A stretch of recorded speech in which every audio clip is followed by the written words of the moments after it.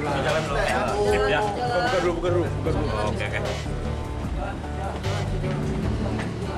Kabid Kebersihan Dinas Lingkungan Hidup Tangerang Selatan TB Apriliadi Kusuma menangis terseduh-seduh saat ditahan oleh Kejati Banten. Ia menjadi salah satu pelaku korupsi pengelolaan sampah di Kota Tangerang Selatan. Korupsi sampah di Tangerang Selatan tak main-main. Anggaran sebesar 75 miliar rupiah dari APBD pun tak bisa dinikmati warga. Kasus ini melibatkan 2 pejabat di Dinas Lingkungan Hidup Tangerang Selatan.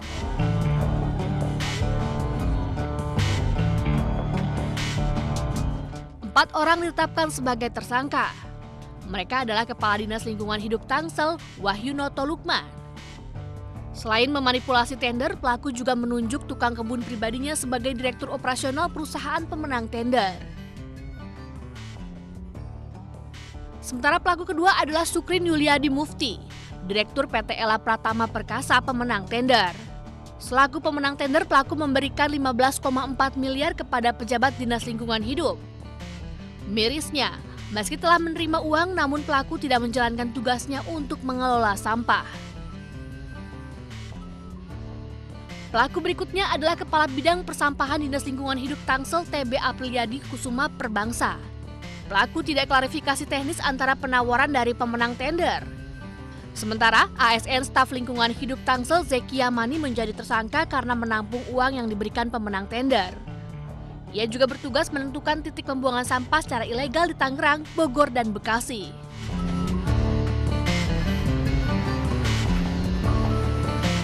Tak hanya di Tangerang Selatan, sampah juga menjadi masalah di kota Yogyakarta. Permasalahan sampah di kota Yogyakarta terjadi sejak TPA Piungan itu pada 2023 lalu. Menteri Lingkungan Hidup pun menyoroti masalah-masalah sampah di Indonesia. Presiden Prabowo targetkan persoalan sampah tuntas 100% pada 2029 mendatang.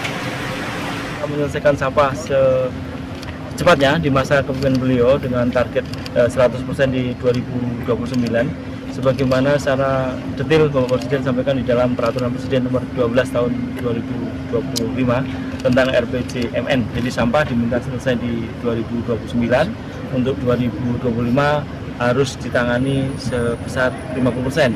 Hari ini kita baru 39% secara nasional, sehingga masih ada gap 11%. Berdasarkan data Sistem Informasi Pengelolaan Sampah Nasional Kementerian Lingkungan Hidup dan Kehutanan, Indonesia menghasilkan 33,79 ton timbunan sampah. Sisa makanan mendominasi sampah di Indonesia, yaitu sekitar 39,36%. Sampah plastik berada di posisi kedua, yaitu 19,64%. Kayu dan ranting menyumbang 12,62% dari total sampah di Indonesia. Diikuti oleh kertas sebanyak 11,16% dan logam 3,43%. Pengolahan sampah harus dikawal dari hulu ke hilir, mulai dari rumah tangga dan sektor industri hingga ke tempat pembuangan akhir. Tim Liputan iNews melaporkan.